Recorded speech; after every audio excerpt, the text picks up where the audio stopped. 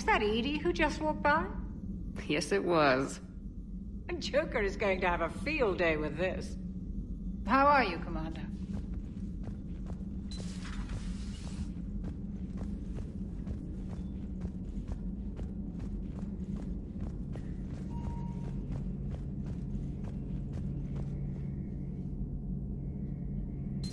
Two of our dreadnoughts have been lost in a matter of hours. I know, Primarch. I'm seeing the same numbers myself. They don't look good. We have to turn this around, and fast. Well, you can trust Shepard, sir. If anybody can get the Krogan to cooperate, it's her. She's an old friend of Urdnot Rex. Let's just hope friendship still counts for something in this war. I'm sure it will, sir. Garrus. Didn't waste any time getting to work, I see. After what I've been through lately, calibrating a giant gun is a vacation. Gives me something to focus on. We're gonna need you for more than your aim. Oh, I'm ready for it. But I'm pretty sure we'll still need giant guns. And lots of them. What you saw back on Palaven is proof of that. Still not convinced I should have left it behind. There was a boy back on Earth. Couldn't have been more than 6 or 7. I watched him die as the Normandy escaped the attack. Somehow I'm still alive. And he's not. Being right about the Reapers has never felt much like a victory, has it? We both knew this fight would be tough. Damned if the Reapers haven't delivered. At least my government listened to me. Or pretended to. They finally gave me a task force as a token to shut me up. So, you're their expert advisor now? Just followed your example, Shepard. Yell loud enough and someone will eventually come over to see what all the fuss is about. Not that they'll actually do anything about it. Until hell shows up at their door. Then they put you in charge. Not like the old days, is it? Rogue Spectre and C-Sec agents running and gunning outside the lines, making it up as we went along. We're actually respectable now. Yeah. I have a feeling that respect comes with a lot of sleepless nights. I can't even count how many lives are depending on us, Garrus. Well, when things are looking grim, and I'm pretty sure they will, just remember, a certain Turian friend of yours isn't sleeping any better, and he'd be more than happy to meet you at the bar and drink you under the table. Something else you want to talk about? You mentioned you still had family on Palaven. My father is there. Sister, too. How long's it been since you heard from them? Long enough to be worried. I'm sure they're okay. That's the thing about getting old, Shepard. The platitudes get just as old. Pretty soon, blind hope is all we'll have left. And I hate being blind. I know you don't have any illusions about what we're up against, Garrus. How do you rate our chances? I know it looks bad now, but I think we can win this, Shepard. For the first time since we met, we're not alone in the fight. It's something I learned long ago in C-Sec. An imminent and painful death has a way of motivating people. Instead of questioning your every word, whole civilizations are going to be begging you to save them. After what's happened to Palaven, you still believe that? I didn't say there wouldn't be casualties. It's something Turians are taught from birth. If just one survivor is left standing at the end of a war, then the fight was worth it. But humans want to save everyone. In this war, that's not going to happen. So what's this Reaper task force you've been running? After what happened to you out there in Batarian space, I knew time was running out. For all of us. The Citadel Council was a dead end, so I did something I never thought I'd do. I went to my father. That was a problem? Well, he used to work for C-Sec. Very methodical, by-the-book kind of guy. He railed against people who bent the rules, which was usually me. But he still had heavy pull in the Turian government. The Primarch, well, the old one, was a friend of his. So I went to my father and laid out everything we knew about the Reapers, from Saren all the way to the Collector base. I'm not sure even I'd believe it. I had to admit parts of it sounded crazy. Working with the elusive man, attacking the Collector base. But my father just listened. It's what he did in his days at C-Sec, putting together all the pieces. If the connections were there, he wouldn't deny them, and he saw what we always knew. The Reapers were coming. I'm glad someone finally agreed. He did more than agree. He took it to the Primarch. I like his style. Except the Primarch wasn't as convinced. My father kept pushing and finally got him to commit some token resources. And if you call them a task force, it sounds like you did something about it. What'd you do with it? As much as I could get away with. And a little more. We hardened our lines of communications, expanded emergency stockpiles across the colonies, improved our early warning detection protocols. You think it helped? I'd like to think it bought our fleet some extra time. We'll know when this war is over. So you can vouch for this new Primarch? Well, even if I couldn't, you go to war with the army you have. Will he live up to his word? I've never known Victus to lie. Play fast and loose with strategy, maybe, but betray an ally. Not his style. And if he did try, well, we'll just find another Primarch. I noticed generals saluting you, Garrus. How far down the line of succession are you these days? Let's not go there. Primarch Vicarian, honored war hero. Somebody's gonna have to rebuild Palaven when this is over. Yeah, somebody who knows how to hold a hammer. That's all for now, Garrus. It's damn good to have you back. Wouldn't miss this fight for anything. Now, I'm sure somebody screwed up something down here. I want to get the old girl back in fighting shape. Good to be back on board, Shepard.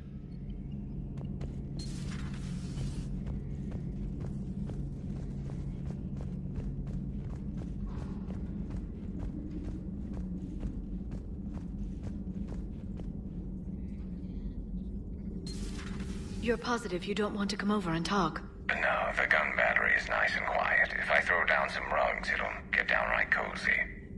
Garrus? I'll be fine, Liara. Just gathering some thoughts. All right.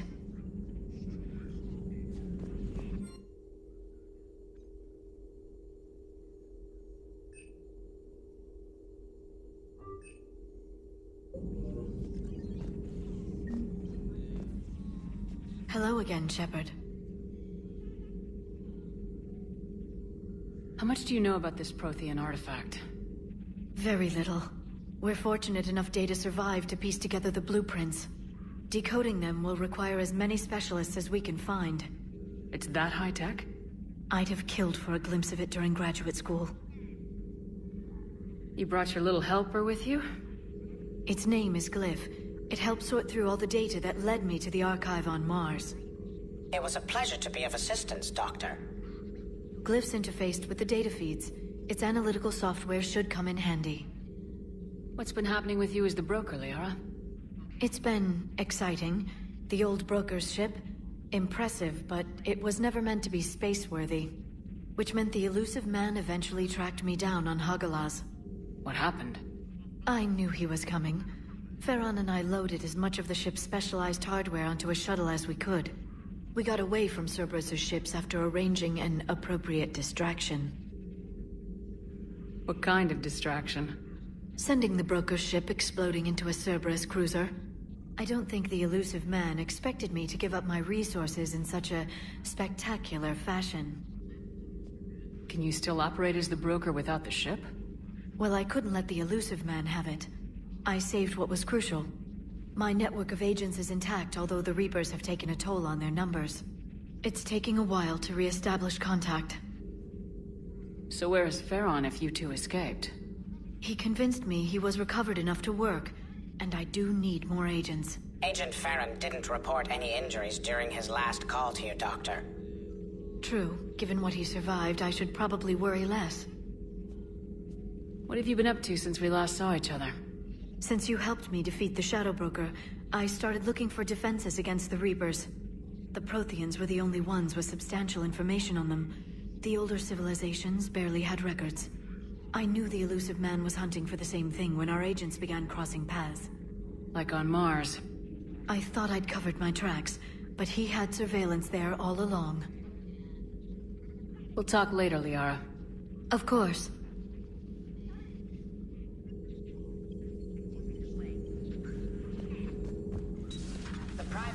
messages terminal has new correspondence.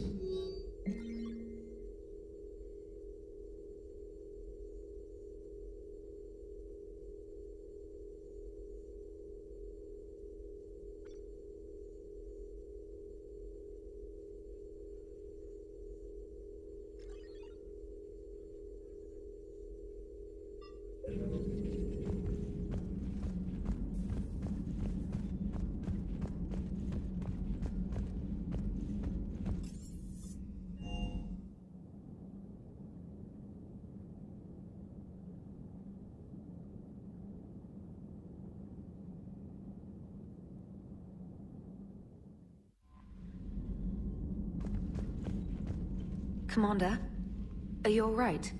It was fairly intense up here. I can only imagine what it was like down on that moon. I thought you'd be more concerned about Edie. Edie is a huge asset to this team. If she'd told me about her plan to obtain a body, I'd have volunteered to help. I did not wish to force a conflict of interest between our friendship and your duty. I'd have preferred a conflict of interest to a hard restart of half our systems. But thanks, regardless. While you're here, though, I found something while scanning Alliance channels. Grissom Academy is requesting help. The Reaper invasion front will hit them soon. I thought the war would close most schools.